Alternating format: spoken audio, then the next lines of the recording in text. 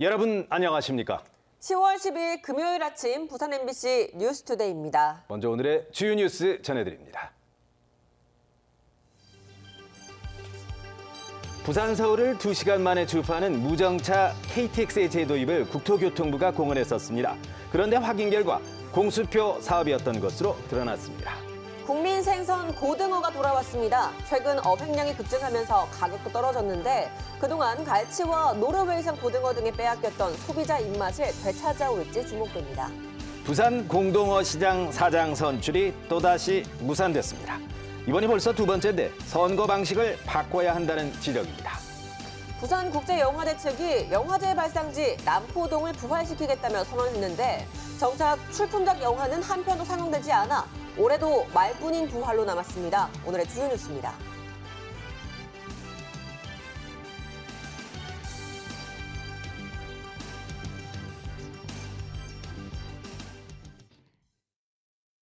부산과 서울을 2시간 만에 주파하는 무정차 KTX의 재도입을 국토교통부가 공언했었습니다.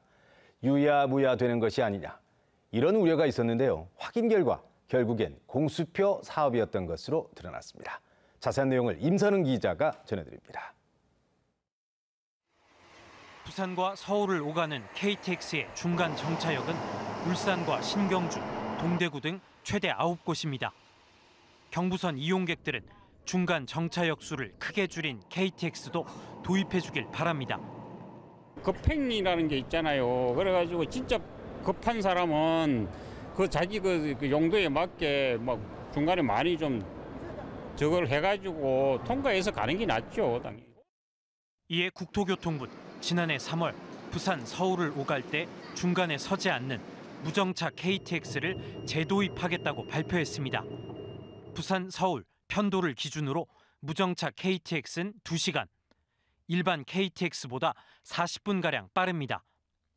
하지만 1년이 지나도록 깜깜무소식입니다. 국토부가 사업에 대한 아무런 준비 없이 무정차 KTX를 공언했기 때문입니다. 무정차 KTX는 2010년부터 2015년까지 운행이 이루어지다 이용 승객 저조로 인한 수익성 문제로 폐지됐습니다.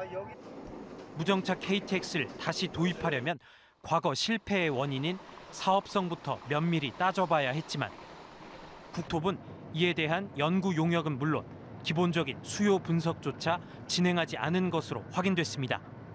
관련 계획은 전무했고 국토부가 일방적으로 이런 식으로 발표해놓고 국민들만 피해를 보는 거죠. 무책임한 행정이었단 비판이 쏟아지는 가운데 최근 국토부는 선로를 새로 깔지 않을 경우 무정차 KTX 사업은 불가능하다며 사업을 철회하는 쪽으로 내부 입장을 정리한 것으로 알려졌습니다. MBC 뉴스 임선응입니다. 국민 생선 고등어가 돌아왔습니다. 최근 어획량이 급증하면서 가격도 떨어졌는데요. 그동안 상대적으로 가격이 저렴했던 갈치와 노르웨이산 고등어 등에 빼앗겼던 소비자들의 입맛을 되찾아올 수 있을지 주목되고 있습니다. 정은주 기자가 취재했습니다. 값비싼 갈치, 국민생선 고등어, 이게 요즘 옛말이 됐습니다. 한쪽은 어획량이 급증하고 다른 한쪽은 어획량이 급감했습니다. 이제 가격도 비슷해졌는데요. 1년 전만 해도 비싼 몸이었던 고등어가 국민생선으로 돌아왔습니다. 올 들어 9월까지 부산 공동어 시장의 고등어 위판량은 지난해 같은 기간의 2배 가까이, 최근 5년 사이를 보더라도 가장 많습니다. 공급량이 늘면서 생고등어 가격도 지난해보다 20-30% 저렴해졌습니다. 가격도 전만하면 다른 생선에 비해서 먹을만하다고 생각해요. 그리고 또 애아빠가 또 엄청 좋아해서 우린 고등어 잘 먹거든요. 국산 고등어가 돌아오면서 그동안 노르웨이산 고등어와 연어에 쏠렸던 소비자 관심을 되찾을지도 관심입니다. 최근 5년 새 노르웨이산 고등어는 9배 가까이, 연어는 3배 이상 수입 물량이 늘었습니다. 이 대형마트의 경우 지난해 사상 처음으로 갈치가 고등어를 제치고 생선 매출 1위 자리를 차지하기도 했습니다. 큰 고등어 어획량이 증가함에 따라 고등어 소매 가격이 하락하고 있고요. 이에 따라 고등어 소비 시장이 좀 더 활기를 띠고 있습니다.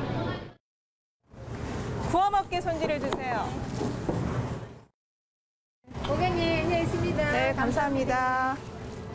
네, 3마리에 10,000원이 채 되지 않습니다. 씨알도 굵고요. 저도 이 정도 가격 오랜만에 봅니다. 돌아온 고등어가 서민들의 밥상을 책임질 국민 생선의 지위를 되찾을 수 있을지 주목됩니다. MBC 뉴스 정은주입니다. 부산 공동어 시장 사장 선출이 2번이나 무산됐습니다. 초등학교 반장 선거도 이렇지 않을 것 같은데요. 선거 방식 바꿔야 한다는 지적이 나오고 있습니다. 박준호 기자가 보도합니다. 부산 공동어 시장 차기 사장 선출이 또다시 무산됐습니다. 부산시 수협 등 출자 대주주 5곳이 1순위 후보였던 박세영 전 전국수산물 중도메인 협회장에 대해 투표를 실시했지만 부결된 겁니다. 예비 후보였던 박병희엄 부산수산물 공판장 중도메인 협회장과 박형환 전 공동어 시장 총무 상무도 부결됐습니다. 박세영, 박병희엄 두 후보는 지난 8월에도 출마했지만 이번에도 낙마했습니다. 최종 후보자 및 예비 후보자에 대한 선출 결과 유효 투표 수인 4표를 득한 후보자가 없음에 따라 오늘 선출은 무산이 되었습니다. 선출이 무산된 배경엔 우리는 손해보면 안 된다는 대주주의 이권 챙기기가 자리 잡고 있습니다. 수협 대주주마다 특정 후보를 밀어주다 보니 선거가 파워게임 양상으로 흘렀다는 비판도 나옵니다. 때문에 선거 제도를 바꾸자는 여론도 힘을 얻고 있습니다. 들러리로 전락한 인사추천위원회에 외부 인사를 포함시키고 결정권을 줘야 한다는 주장마저 나옵니다. 현재 의사결정 구조가 잘못되어져 있기 때문입니다. 다시 말해서 선출 추천권을, 대표이사 추천권을 가지는 그런 추천위가 되어서는 지속적으로 이런 일이 생기는 거죠. 회의에 참석했던 한 인사는 5명 가운데 4명의 지지를 확보하는 게 매우 어렵다며 공동어 시장 정관 개정을 검토하고 있다고 밝혔습니다. 공동어 시장은 다음 주 3번째 대표이사 후보 공고를 낼 계획이지만 지금 방식대론 또다시 무산되는 것 아니냐는 우려가 나오고 있습니다. MBC 뉴스 박준호입니다.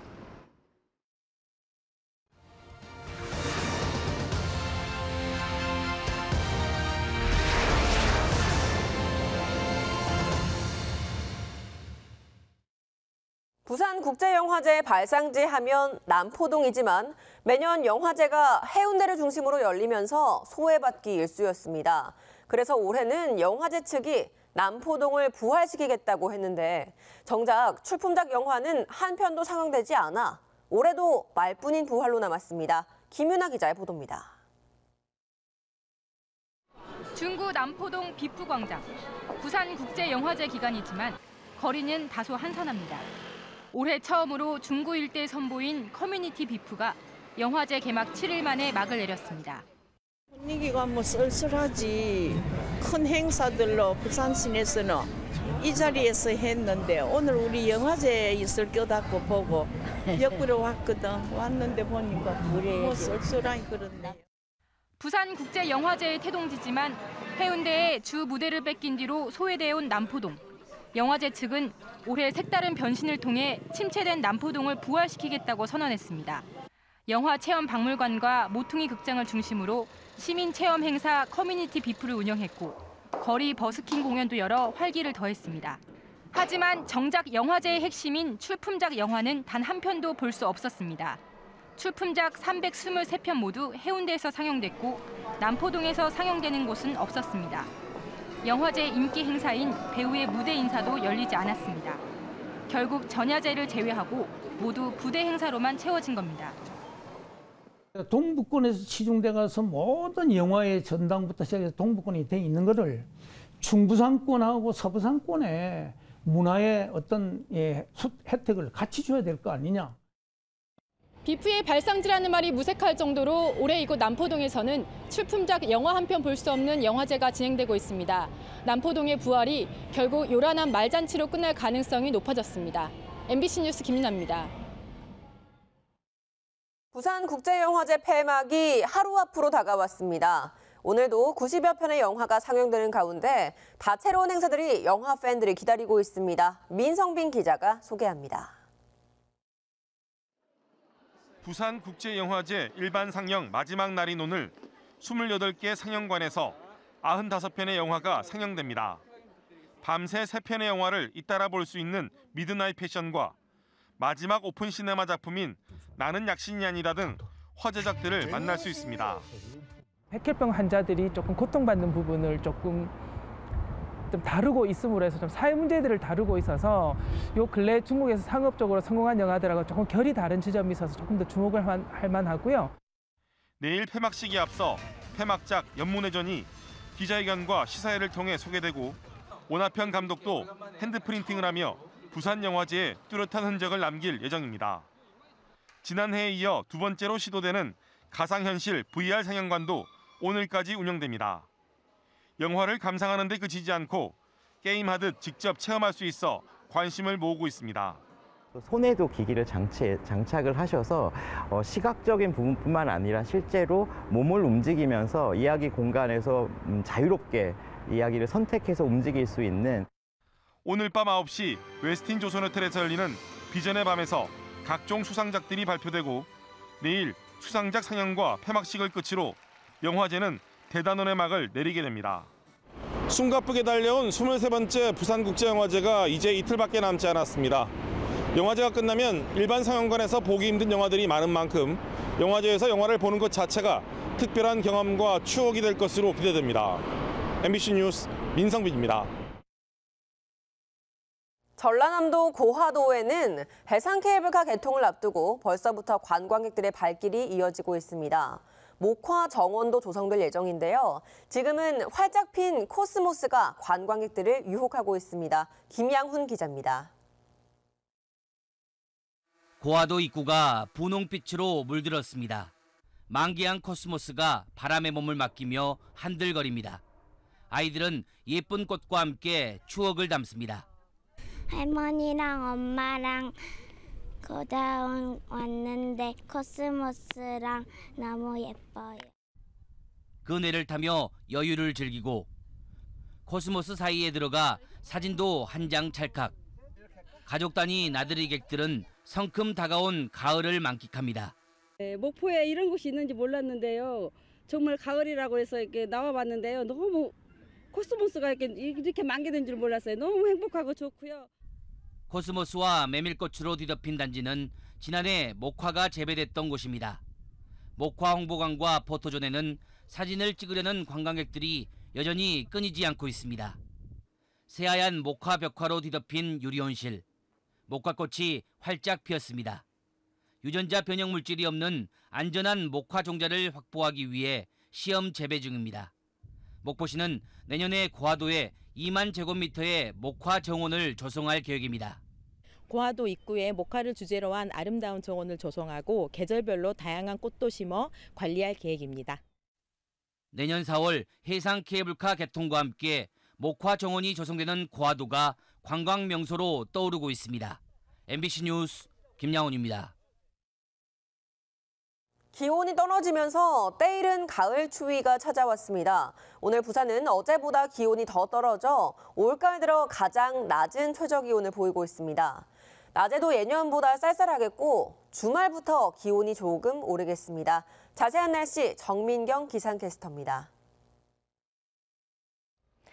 볼에 닿는 공기가 차갑습니다. 어제는 설악산에서 올가을 첫 얼음이 관측되기도 했는데요. 오늘도 가을 추위가 이어져 옷차림에 신경 쓰셔야겠습니다. 기온은 어제보다 더 떨어져서 올가을 들어 가장 낮은 최저기온을 보이고 있습니다. 중구가 9도, 금정구와 같은 내륙의 경우 3도 안팎에서 시작하고 있습니다. 낮 기온은 19도로 예년 이맘때보다 6도가량 낮겠습니다. 다음은 위성 영상입니다. 현재 전국이 대체로 맑은 하늘 보이고 있습니다. 공기도 깨끗해 종일 청명한 하늘이 펼쳐지겠는데요. 모레까지 내륙과 산간 지역을 중심으로는 곳곳에 서리가 내리겠고요. 얼음이 어는 곳도 있겠습니다. 경남 지역의 아침 기온은 대부분 지역에서 10도를 밑돌아 어제 같은 시각보다 조금 낮습니다. 한낮 기온은 부산 19도, 양산 20도, 장원은 18도 안팎까지 오르겠습니다. 오늘까지 천문조에 의해 바닷물의 높이가 높겠습니다. 바다의 물결은 먼바다를 중심으로 최고 2m까지 일겠습니다.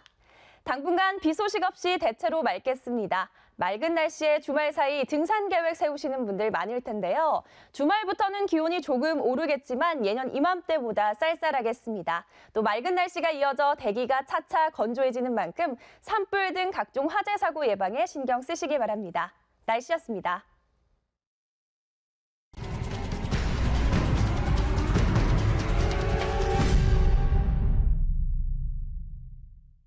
법무부 산하 검찰과거사위원회가 1987년 검찰이 청와대와 안기부의 외압에 굴복해 박종철 열사 고문치사 사건을 졸속 늑장 부실 수사했다고 결론 내렸습니다.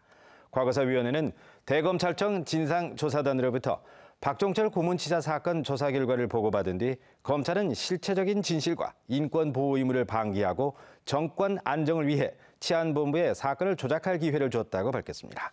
과거사위원회는 검찰총장이 박 열사가 숨진 지 사흘 뒤 손을 떼라는 압력에 굴복해 수사를 포기했고 고문경찰 2명이 송치되자 나머지 3명의 존재를 알면서도 이를 숨기고 고문실 CCTV 확인을 생략하는 등 속성 날림 수사를 한 점도 확인했다고 밝혔습니다. 금정경찰서는 사찰, 법당 등을 돌면서 절도 행각을 벌인 혐의로 42살 김모 씨를 구속했습니다. 김 씨는 지난달 20일 오후 5시 20분쯤 금정구 청룡동의 한 사찰 법당에서 관리가 소홀한 틈을 노려 불전함에 있던 현금 80만 원을 훔치는 등 10차례에 걸쳐서 사찰과 찜질방 등을 돌면서 200만 원 상당의 금품을 훔친 혐의입니다.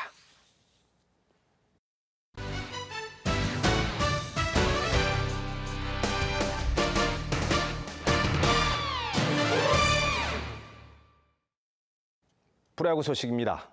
롯데자이언츠가 어제 광주에서 열린 기아와의 원정 경기에서 선발 투수 노경은의 무실점 호투와 전준우의 결정적인 투런 홈런에 힘입어 4대0으로 승리를 챙겼습니다. 3회 초 선취점을 뽑은 롯데는 7회 말까지 기아에게 1대0으로 앞서 나갔고 8회 초 민병헌의 적시타로 추가 점수를 올리면서 전준우의 투런포로 가볍게 승부를 끝냈습니다. 이로써 롯데는 KT에게 당한 2연패 사슬을 끊고 시즌 67승 72패 2무를 기록해 삼성과 함께 공동 6위로 올라서면서 가을 야구에 대한 희망을 이어갔습니다. 부산지방검찰청은 안전성이 검증되지 않은 이른바 짝퉁 부품을 국내 원전에 납품해 수십억 원을 생긴 혐의로 B사의 전 영업부장 43살 A씨를 구속했습니다. A씨는 2011년 2월부터 5월까지 전남 영광 한빛 원자력 본부에 무자격 영세공업사를 통해 제작한 모조 부품을 납품해 20억 원 상당을 챙긴 혐의를 받고 있습니다. A씨가 납품한 부품은 원전 정전 시에 비상 전원을 공급하는 디젤 발전기 내외부에 물과 기름을 공급 배출하는 호스로 문제가 생기면 발전기가 정상적으로 작동되지 않을 수 있습니다. 오거돈 부산시장이 이해찬 민주당 대표를 만나 형제복지원 사건 진상규명을 위한 특별법에 조속한 제정을 촉구했습니다.